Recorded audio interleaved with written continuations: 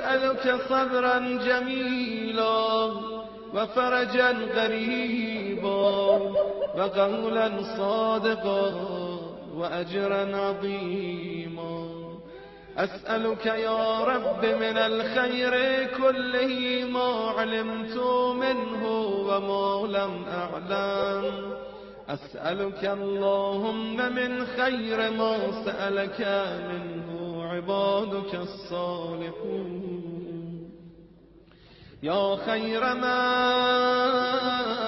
سئل وأجود من أعطى، أعطني سؤلي في نفسي وأهلي ووالدي وولدي وأهل حزانتي وإخواني فيك، وأرغد عيشي